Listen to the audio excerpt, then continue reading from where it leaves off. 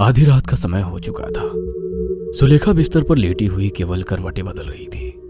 उसकी आंखों से नींद कोसों दूर गायब थी। सुलेखा को आज सुबह से ही अजीब अजीब से ख्याल आ रहे थे। बाहर एक अजीब सा तूफान आया हुआ था। तेज और ठंडी हवा के झोंके दरवाजे पर बार बार टकराकर वापस लौट जा रहे थे। हवा के जोर से दरवाजे पर होती जरा सी चरमराहट सुलेखा को बेचैन कर दे रही थी। उसकी आंखें सुबह से ही दरवाजे पर लगातार टिकी हुई थी। शायद वो किसी के आने का बड़ा बेसब्री से इंतजार कर रही थी। वह बार बार दरवाजे को देखती और फिर दीवार पर लगी हुई घड़ी को। इसी उधेड़-बुन में सुलेखा बहुत गहरी सोच में डूब गई। सुलेखा को जरा सी नींद की झपकी आई ही थी कि तभी कोई दरवाजा जोर जोर से पीटने लगा। सुलेखा दौड़ती हुई दरवाजे के पास पहुंची। उसका दिल पता नहीं क्यों किसी अनहोनी आशंका से ना जाने क्यों धड़क रहा था। सुलेखा ने कांपते हुए हाथों से जैसे ही दरवाजे को खोला तो उसने देखा कि उसके सामने उसका पति बंडिया खड़ा हुआ उसे अजीब सी निगाहों से घूरे जा रहा था। बंडिया अक्सर देर रात में ही घर आता था और चुपचाप आकर सो जाता था, मगर पता नहीं आज क्यों बंडिया से सुलेखा को अजीब सा डर महसूस हो रहा था। वह कांपती हुई आवाज में बोली, मुझे ऐसे क्यों देख रहे हो? अचानक बंडिया के गले से किसी स्त्री का भरमाया हुआ स्वर आया। शायद मुझे देखकर तुम्हें खुशी नहीं हुई। इतना कहकर बंडिया ने बड़ी फुर्ती से सुलेखा का गला दबोच लिया। ये तुम्हारी आवाज को क्या हो गया? मेरा गला छोड़ो, मेरा दम घुट रहा है। सुलेखा ने इतना कहा ही था कि तभी बंडिया ने सुलेखा को जमीन से 20 फीट ऊंचा उछाल दिया। सुलेखा चीखती हुई जमीन पर गिर पड़ी। उसकी नाक से बुरी तरह से खून बहने लगा। अचानक सुलेखा ने देखा कि बंडिया के मुंह से एक बेहद भयानक काला धुआं निकलने लगा, जो देखते ही देखते उसके इर्द गिर्द मंडराने लगा। कुछ ही देर में उस भयानक काले धुएं ने एक खौफनाक औरत का रूप धारण कर लिया। इस भयानक दृश्य को देखकर सुलेखा बुरी तरह से चीखने लगी। उसने देखा कि बंडिया की आंखों की पुतलियां बिल्कुल सफेद हो चुकी थी। उन्हें देखकर ऐसा लग रहा था कि मानो उनमें जिंदगी नाम की कोई चीज ही ना हो।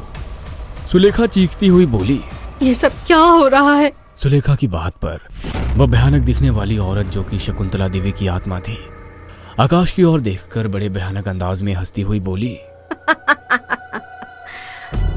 तुझे तेरे कोई सवाल का जवाब नहीं मिलेगा। धोखेबाजों को जवाब नहीं मिलता। तेरी मौत निश्चित है। लेकिन मेरा कसूर क्या है? और ये मेरे पति को क्या हो गया है?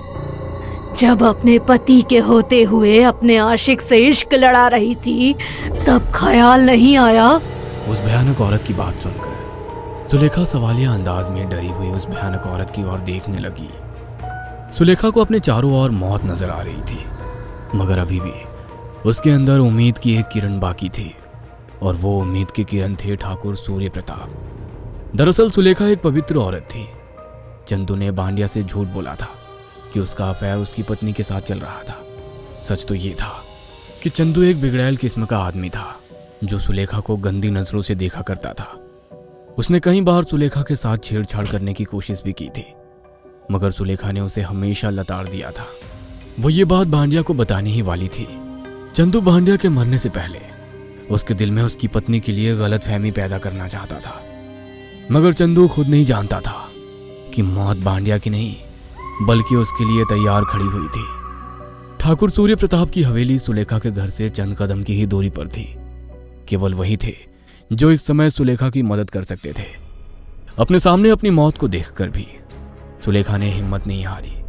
सुलेखा अचानक बेहद फुर्ती से उठी और दौड़ती हुई दरवाजे से बाहर आ गई। शकुंतला देवी की आत्मा को शायद सुलेखा के इस कदम की बिल्कुल भी उम्मीद नहीं थी।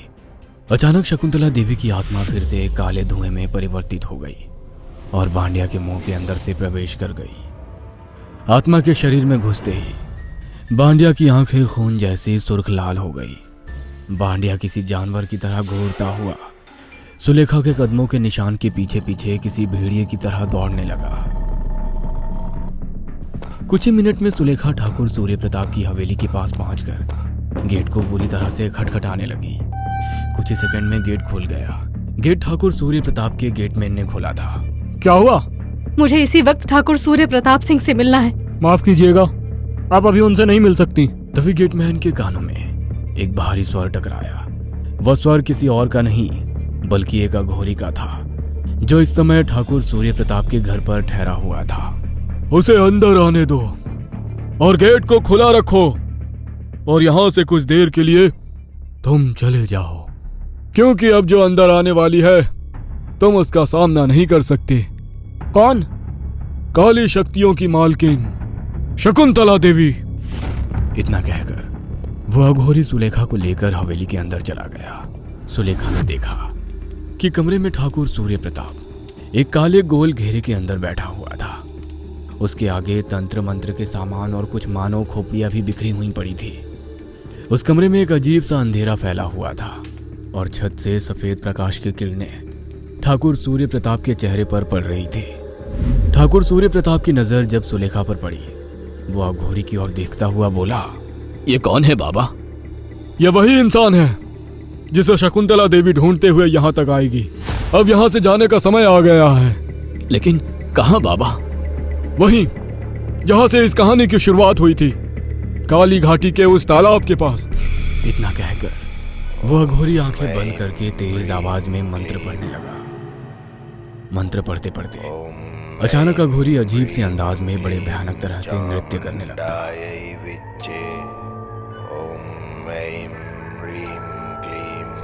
देखते ही देखते उन सबको एक सफेद रंग का गोल द्वार नजर आने लगा। उस द्वार के सामने आते ही अघोरी ने तुरंत अपनी आंखें खोल ली। अघोरी सुलेखा और ठाकुर सूर्य प्रताप का हाथ पकड़कर उस द्वार के अंदर प्रवेश कर गया। कुछ ही देर में उन तीनों ने अपने आप को काली घाटी के उस तालाब के पास खड़ा हुआ पाया, जहां पर एक मौत जैसा सन्नाटा पसरा हुआ था।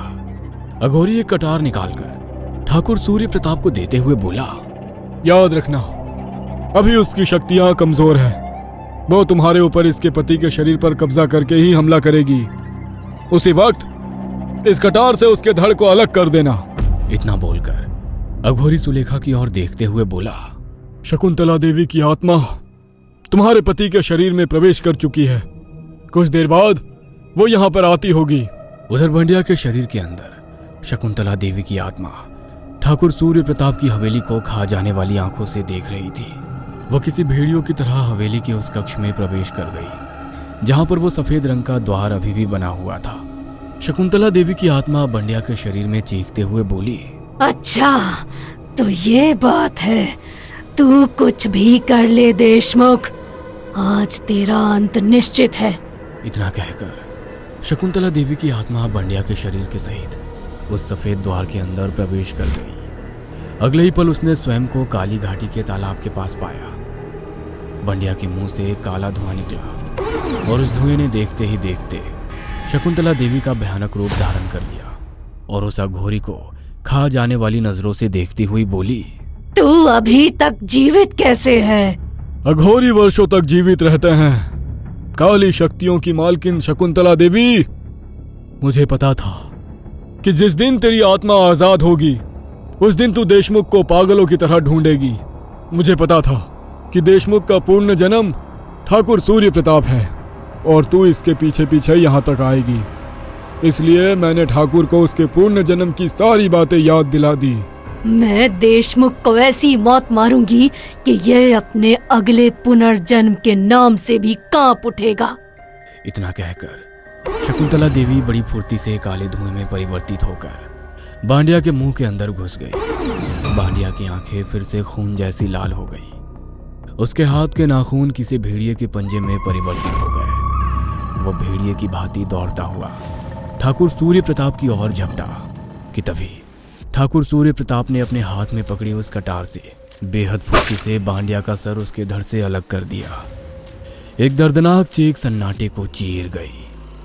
अघोरी ने बांडिया के धड़ और उसके सर को तुरंत उस तालाब के अंदर फेंक दिया। तालाब के अंदर गिरते ही तालाब में एक भूचाल सा आ गया और शकुंतला देवी की काली परछाई अपनी भयावह शक्ल में तालाब के ऊपर मंडराने लगी। वो काली परछाई एक दर्दनाक चीख फिजा के साथ गायब हो गई। सब कुछ शांत हो गया। अघोरी सुलेखा की ओर देखकर बोला, अपने पति की मौत का अफसोस मत करना। वो एक लालची और शक करने वाला इंसान था। शकुंतला देवी की आत्मा नरक में जा चुकी थी। अगर आपको हमारी ये कहानी पसंद आई हो तो इसे लाइक और शेयर करना ना भूलें। साथ ही ऐसी और नई कहानियों के अपडेट्स पाने के लिए हमारे चैनल अक्षु टीवी को जरूर सब्सक्राइब करें।